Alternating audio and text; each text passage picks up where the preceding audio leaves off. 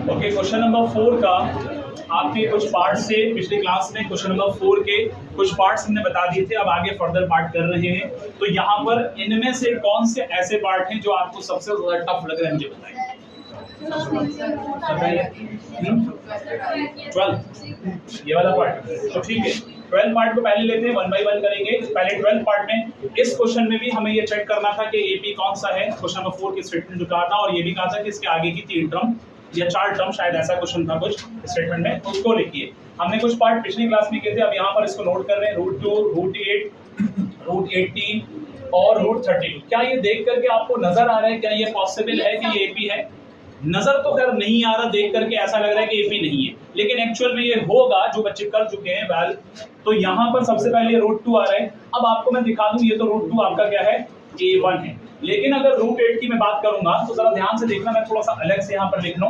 √8 की अगर मैं बात करूंगा तो 8 के फैक्टर करने पे 2, 2, 4, फिर उसके बाद 2, 4 के बाद 2, 2, फिर उसके बाद 2, 1, इस तरह से 3 बार आ रहे हैं। तो यहाँ पर रूट में जब 3 बार आएगा 2, तो आप इसको कैसे लिखेंगे बच्चों? 2√2, यही तो लिखेंगे।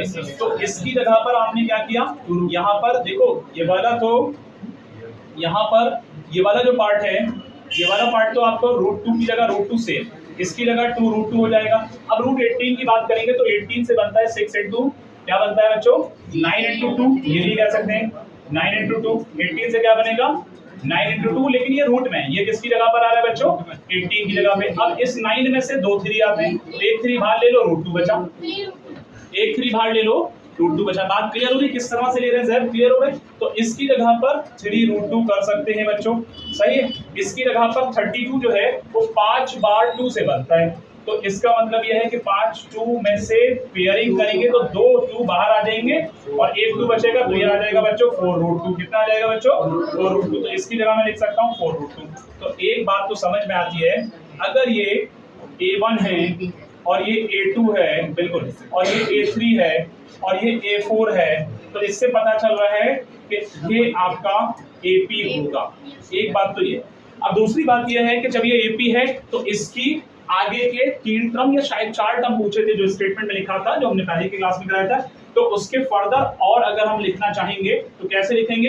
हमें नजर आ रहा है 4√2, तो आप लिखेंगे 5√2। ध्यान देना, लेकिन अभी ये एक्चुअल फॉर्म में नहीं है, अभी मैं इससे बनाऊंगा कैसे बनेगा। दूसरा आएगा 6√2, ध्यान से देखना। फिर तीसरा आएगा 7√2, जरा देख के बताइए, 3 पूछे थे या 4 पूछे थे? 3 पूछे थे। तो 5√2 के इक्वल क्या होगा भाई? 5√2 तभी होगा, कैफ जैब अयान यासिर, 5√2 तभी होगा जब 2 5 अंदर होंगे। तो इसका मतलब है कि 2 5 अंदर का मतलब क्या होगा, 25 × 2 50।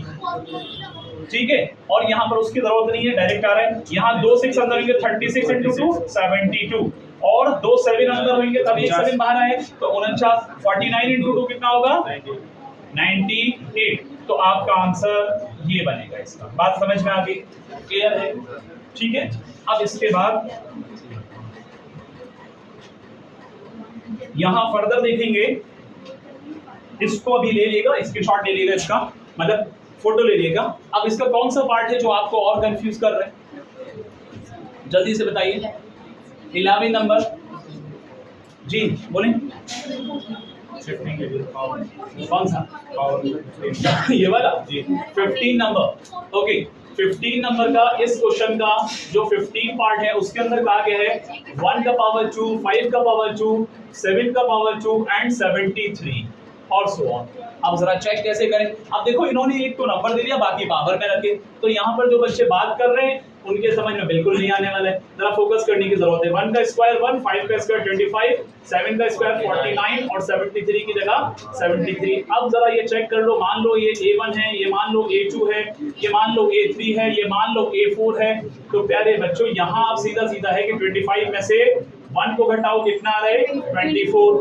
49 में से 25 को घटाओ, कितना आ रहा है, 24।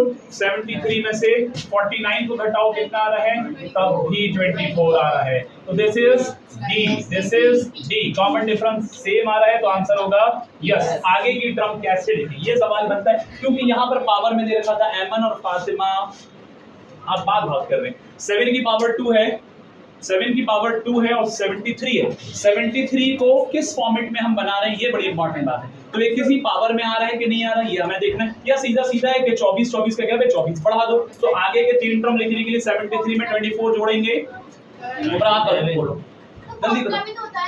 हाँ तो फार्मूला लगा दो, लड़ क्यों रहे भाई, हम क्यों मना कर रहे हैं? फार्मूला होता है, अब डायरेक्ट आप बढ़ा सकते हैं, वो भी तरीका है। ये कितने हैं?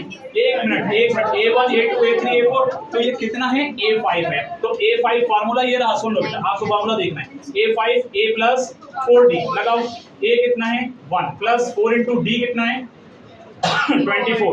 1 प्लस 24 इसको करेंगे कितना है? 4 4 16 4 2 8 1 9, तो कितना हो गया? 97। तो अब इस फॉर्मूले पे आप A6 उम्र आप निकालना, बाकी सब बचे। A7 ये दो भी आप लोग निकालेंगे इस फॉर्मूले को लाके। A6 के लिए क्या करेंगे? A plus 5D। A7 के लिए क्या करेंगे? A plus 7D। या फिर क्लियर हो रहा है?